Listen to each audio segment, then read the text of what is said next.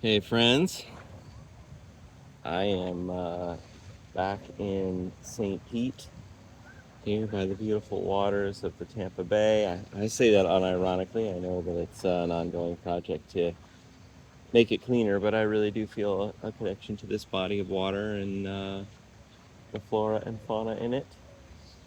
Um, what a great trip to Colorado and then a little short trip to Nashville. Definitely feels like we gained a couple levels, learned some things about the Cryptographs project, learned some things about the role of Justin Holmes and the Immutable String Band at these crypto adjacent events. Want to kind of take some thoughts that we all kind of verbalize to each other, and some others that have some have written in messages, and just kind of go through like point by point and respond to kind of our current situation. Um, I think one thing I'm hearing uh, over and over from a lot of different people, Jake, Sky, RJ, LJ, and also outsiders who just discover us, is just wanting to start to have formalization around our crypto economics, formalization around a business plan, an understanding of like, if we believe that there is viability to a music economy that emphasizes traditional music and copyright unencumbered art and the vernacular of our culture on chain, what does that look like, and how is it sustained in such a way that we can work on it, and artists who want to use our tool chain can work on it. um, One thing I want to say up front is it's okay to not necessarily know that quite yet. We do have to know it soon. Like, we're getting to know it more, and I think we're on a pretty good pace of knowing answers to that. We have a milestone approaching at some point in our future, assuming we don't decide to fail the project, which would be a totally honorable outcome if we decide this path is not working and we don't want to keep spending money and time. Mostly, looking, we are spending, of course, out of my savings right now, and just kind of figuring out what the clock looks like, what the runway looks like for that to be unsustainable. The milestone is that we will have a run that is where we like totally break even. So like on this Colorado run, we're getting a little closer every time. We went from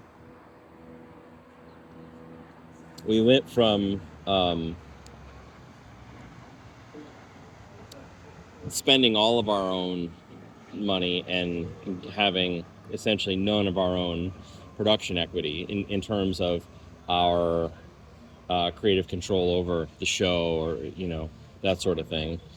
And at some points, we, in the New Cypher Threshold days, we were even some of the music and some of the roots of this were in like sponsored slots. Like I was playing music in sponsored slots, which was great for everybody because it drew bigger crowds than we would normally have gotten to sponsored slots. But so in other words, we as recently as when a couple of years ago, we had a much bigger outflow of funds and no inflow at all.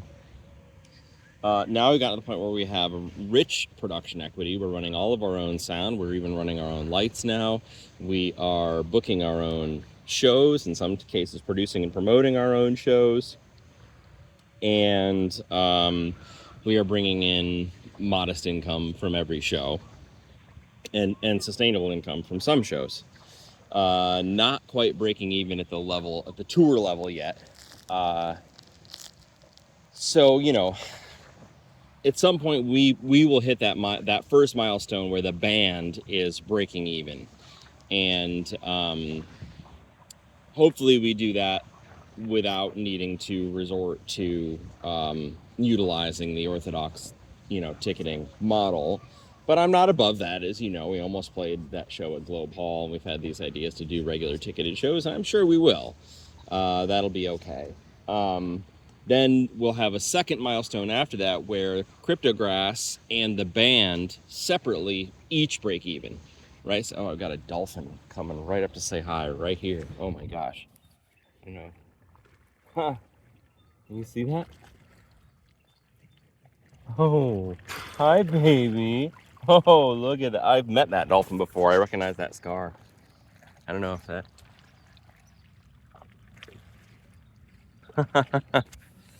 I've had that dolphin come up and say hi to me before.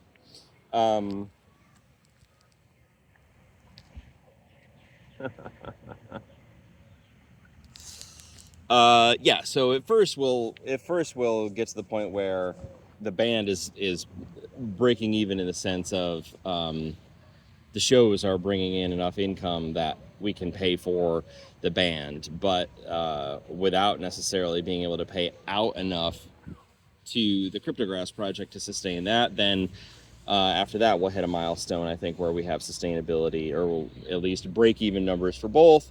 And then after that, we get to a point where we actually are making enough to, having some kind of profit, some kind of growth numbers, where we can then really start to figure out the kind of windows for other musicians and artists. Now, currently, so that's kind of chapter 1 of what I wanted to say. Chapter 2 is about the 3 projects we have: Revealer, Setstones, Chartifacts. I don't know that 3 is really actually the number. It's just sort of, we have 2 of them are related very directly to studio work, it seems. Revealer actually could kind of is very arbitrary, which is one of its strengths. Chartifacts are obviously for studio work. Setstones are obviously for live work. So far, we've only used Revealer for studio work, but presumably it could be used. People have had the idea that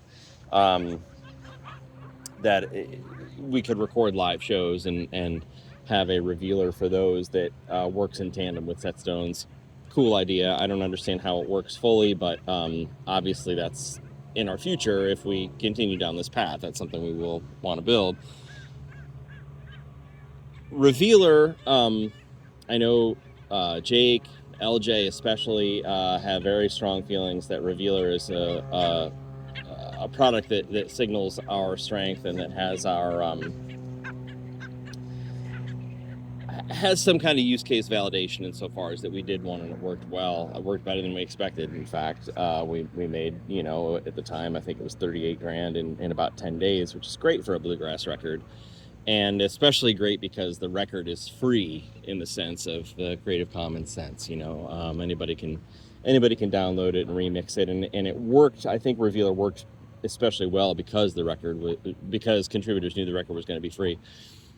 I don't think that Revealer is a good target for our work right now for a couple of reasons. First and foremost, number one, the Revealer Zero worked. The reasons Revealer Zero worked are,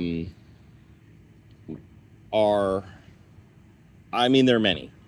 Obviously, the flagship of them are that it's strong technology and that there's a demand for it. And those are good reasons to do another one. If the story ended there, I might say let's do another one. But I think we need to remember a couple things. One, Revealer really requires people who are like onboarded into crypto in some sense. It worked because my personal inroads, or our band's inroads into the population of people that are already hip to putting in an ERC-20 or putting an ETH in this case and getting a 721 out. We didn't need to cultivate that consciousness. People already got it.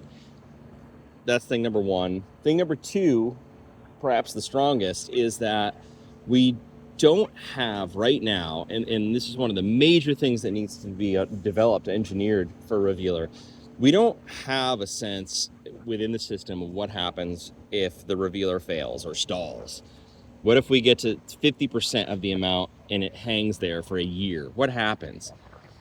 Now, if that happened to me, we'd have figured it out. We'd have either funded the rest of the revealer to get it finished and then gotten the money back, which is obviously majorly suboptimal, or we would have just somehow failed and gone home. Maybe we would have refunded people again by completing the reveal ourselves and then giving the money back. But if that happens with a third-party artist, that's a big failure. And I'm not saying that we need to have that engineered before we do another one, but I am saying that the risk, the reward of Revealer working is fairly low for Cryptograss. It could be big for individual artists, I get that, but for us as an organization, we've already proved that it can work. We've already shown the code base is viable. We've already shown that the social and crypto economic aspects are viable. We've already shown that the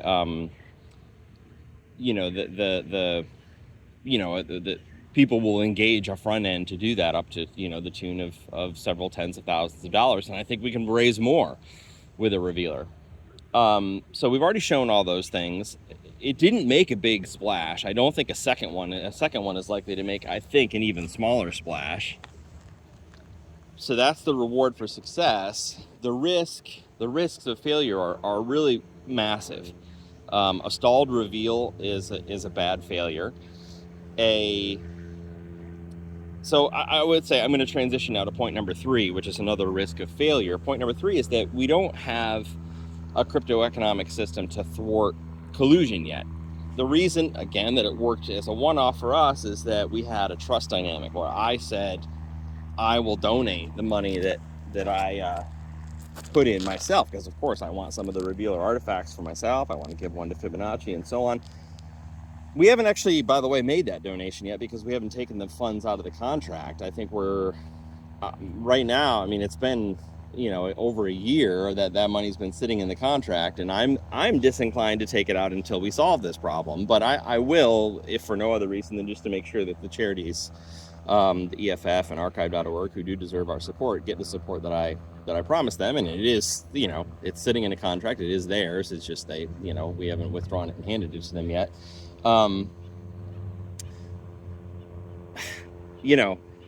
It's a real problem. I mean, a huge problem if we deploy this in some kind of a quasi permissionless way, or obviously eventually we want it to be in a fully permissionless way. That's important.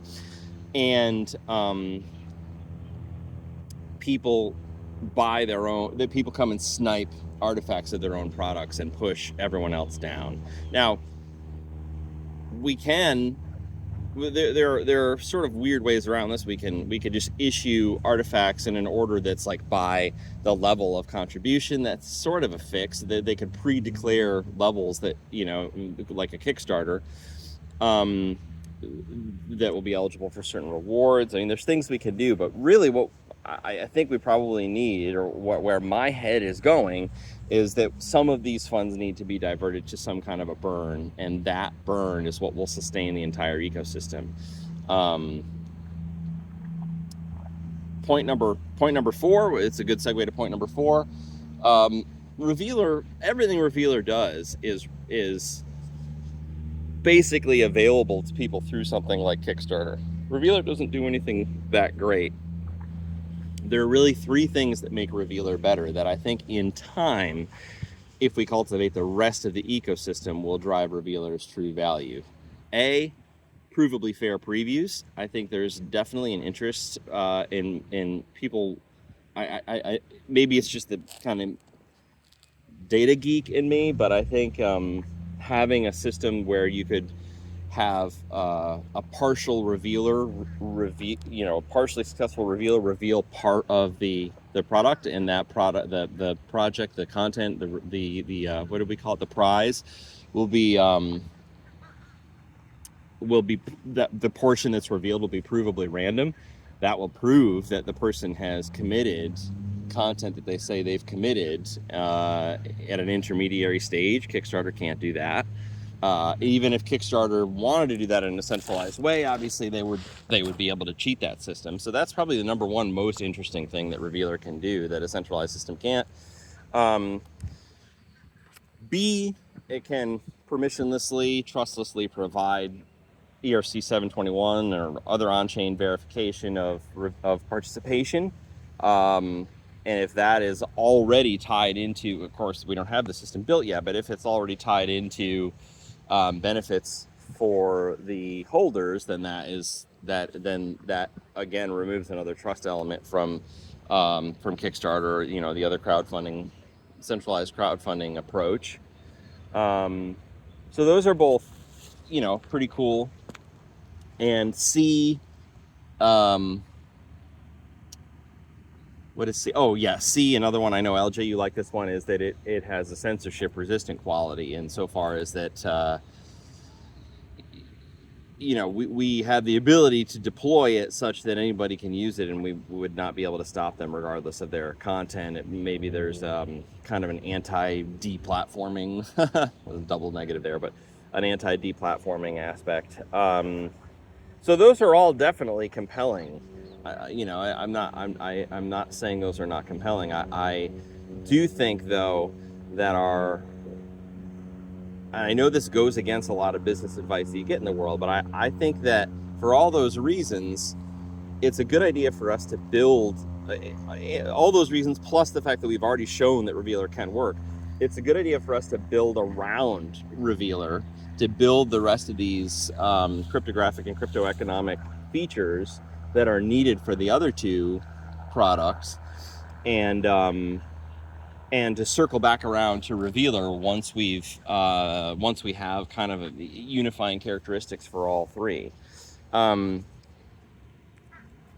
So that brings us to this question of, like, are we an ERC20 based organization? Do we mint a token? Do we have financialization in that sense? Yeah, I've said many times I want to make sure that whatever we do, we're not financializing music. We're not creating derivatives and insurance and loans and all the things that all the ways that record labels extract from the economy. We don't want to repeat those mistakes. We don't want to bring that stuff on chain. I mean, I don't think there's a future for that stuff. Folks can bring that stuff on chain, but I think it's such a broken model that there's no future for it.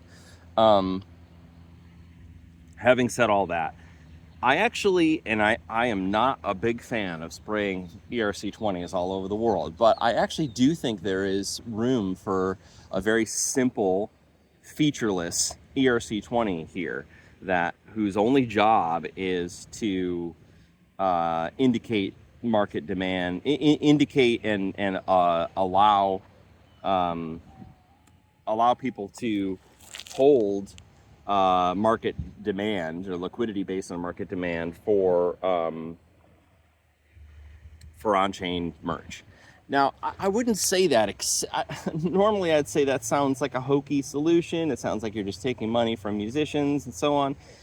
However, what we've discovered again and again as we've started to engineer these solutions is that there is a moral and creative hazard to an artist being able to rob Peter to pay Paul, in a sense, to be able to fund their own setstones, let's say, or Chartifacts or Revealer facts, and reap the rewards of those, means that both their individual fan markets could get screwed. Maybe we don't care if artists are able to screw their fans. I don't know if that's really our job. But it also means that to the degree that these are displayed in a unified way, in other words, that the sort of market cap of the project is across all artists, that they could very easily dilute those objects so that the ecosystem has very ambiguous value. The way that I think there are a bunch of ways that you could overcome that. Maybe some wheel reinventing is needed, but not much. The chief way that makes sense to me is just to have some of the money. If I'm an artist, I want to buy my own Revealer fact. I can do that, obviously. I can do that anonymously. I can do that through I can do that through a straw sale, or there's no way that we can stop that in the real world if it's permissionless. We wouldn't know when an artist is buying their own revealer fact. So the way to stop it, I think, is to have every sale of every piece of merch will trigger a burn of an ERC20. I know for the people I've mentioned in this video, we've gone over and over and over this. I know you already know this, but maybe if this video is if others are watching this who haven't thought through this, then let me just walk through it for a second.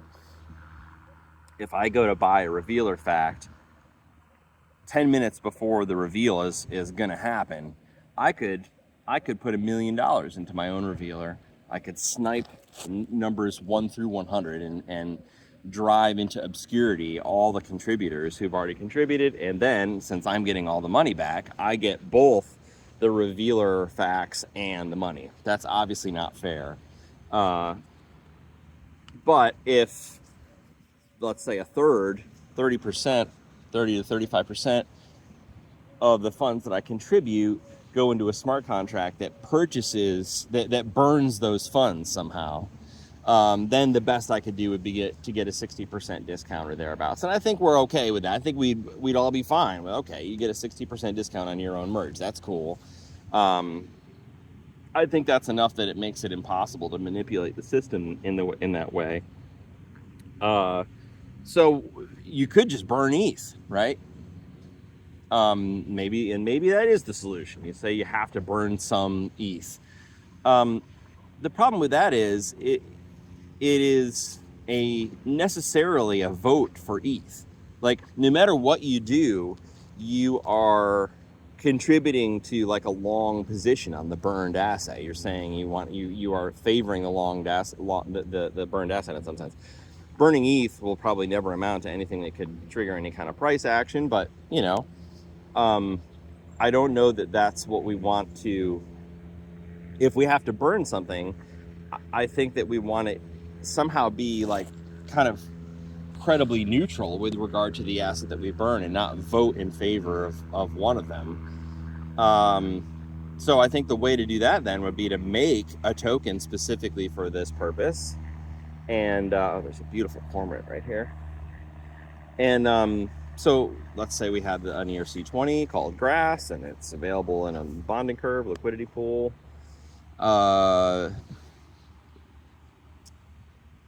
If the merge contracts are required to go purchase and then burn from the open market, then obviously that will cause a decreased supply over time, and thus anybody, and this is how I see this eventually kind of taking on a cooperative economic paradigm, anybody who decides to hold that ERC20 then will be...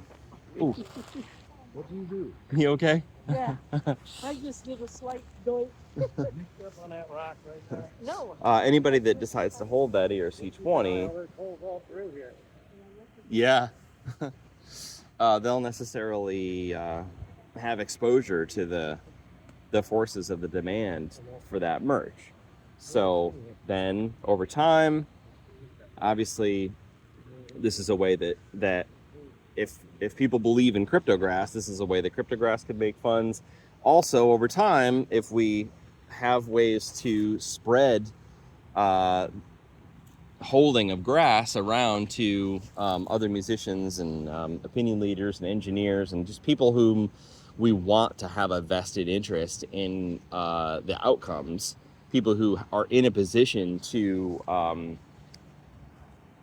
build these systems better over time, it seems possible to me that we could end up with a simple economy where we have like a non-rivalrous relationship between musicians and artists and engineers. I hate all these titles. Between all people, human beings, all of whom will probably wear all these hats to to build these products out. So how does that work then? When do we mint? What do we mint? How do we make it available? I think, and I know LJ, you have from time to time said that you would feel disappointed if we had a token that kind of did nothing. But I actually think that there's a strength there, because this way we don't have like a fancy token. Most people, we don't really want people who are just approaching Cryptograss to buy a piece of merch to think of the ERC20 at all. Like I like the idea of the ERC20 being something, the Grass token now, I mean, not the ERC20 they're paying with, but the Grass token behind the scenes. I like the idea of it being something that they only learn about on their second go through, when they're like, well, how does the coal, okay, great, I bought a set stone, I'm psyched, I got my colors, it's listed next to my favorite song, this is incredible. I now want to take an extra step to understand how the Cryptograss ecosystem works, and only then do they discover that there's this bonding dynamic with the ERC20 token, and that it does nothing special, that it kind of goes out of its way to be vanilla. I think that is part of the road toward ensuring that we don't over financialize the project. But I'm, as with all of these things, I'm really open to, strong arguments, if they exist, in other directions. If there's some reason that staking the ERC20 needs to trigger some particular action, man, I'm for it. I'm not feeling hardened about that. I love the idea of some kind of TVL dynamic with a Grass token that fans can participate in if they want. But it's got to be clean, good, easy to explain, and it needs to be more like gamified and less financialized. I don't like the idea of listing Grass with some kind of like APY dynamic for locking it. I think we play a dangerous game there. I don't want to fail for the reason. I don't mind failing. I don't want to fail for the reasons that the record labels have failed and are failing. That to me would be a big waste of our time and energy. I'm going to cut it off here. There's more, but this has gotten to be pretty, kind of a long video. Think about these things, and I'll see you all soon. Peace and persistence.